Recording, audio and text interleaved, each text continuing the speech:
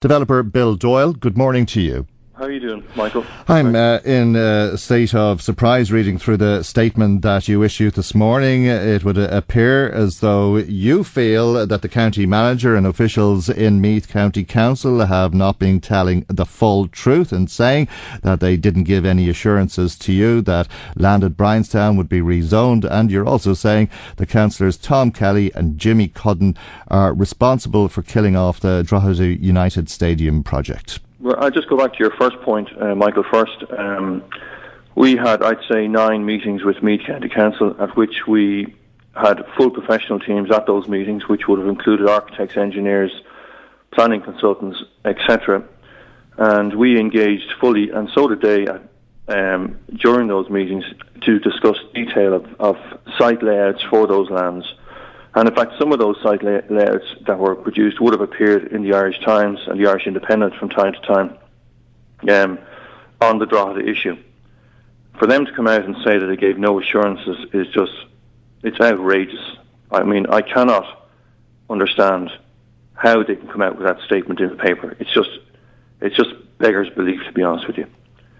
I've met Tom Down. Tom Down has come to Dublin to meet me on 2 occasions to discuss this plan going forwards with Drogheda United. Now, Tom Dowling is a busy man, and I've stated that in my statement. He doesn't come to Dublin to meet developers if there's no reason to do it.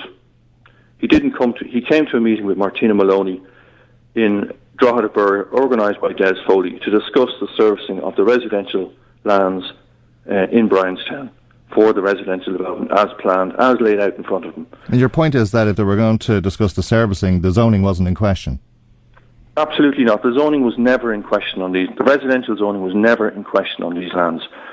Our discussions with Tom Dowling and his officials was on the phasing on these lands and delivering to us 1,300 units in the first 3 years, which would have enabled us to deliver the road, deliver the project as discussed with Drogheda United in terms of getting their stadium up and running and putting in 2 million into the club by way of sponsorship to keep the club going for the next year. That was pretty much the basis of the deal going forward. And that you were going through the formalities of the planning process? Pretty much. Meath County Council were fully aware that the deal stood up as a package or it didn't stand up. And I wrote to Tom Dowling following the 2 meetings in Dublin, thanking him for a meeting and going through the detail as discussed. He has those letters on file. Obviously this is being refuted by Mr Dowling and his officials, but if we take you at your word just for a minute for the sake of our conversation, did he fulfil that assurance? Because that was the recommendation to the councillors from the council, was it not? Well, that is a very good point. In the minutes of the meetings, which are on Meath County Council's web, on the manager's report to the submissions made by Shannon Holmes, Boyne Grove Fruit Farm and Murphy Group, the manager stated, I'll just read it, it is considered premature to make any specific zoning recommendations within the time frame of this local area plan.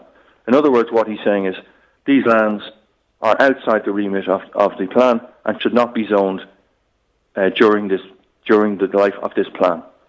Those lands were identified as a long-term strategic land bank and should not be touched.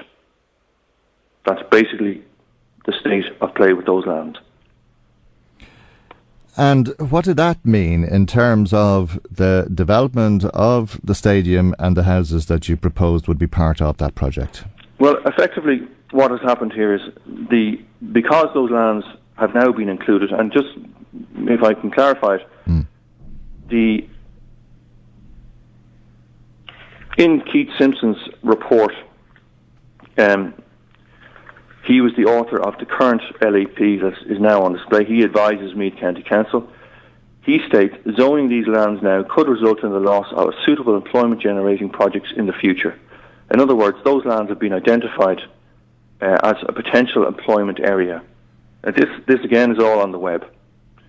Councillor Cudden and Kelly's response to that, and I'm going to read it. Councillor Cudden and Kelly state they would not accept the LAP as presented, in that the Mill Road lands, as identified by the Blue Spinning Wheel, were designated purely as strategic land reserve. That was their comment. So, by zoning these lands now, what effectively happened is they've taken the residential element that was proposed for the last 6 years in Bryanstown out of those lands, and they've moved them to the Mill Road to suit other developers. So the loss, if you like, for Bryanstown was the gain for the Mill Road and the Marsh Road. Absolutely, it's as clear as that. And there's no other way of looking at it. And you're asking, what is the motivation of councillors Kelly and Cudden? What do you think it is? I think anybody who actually will have a look at this, I mean, it's very clear to see.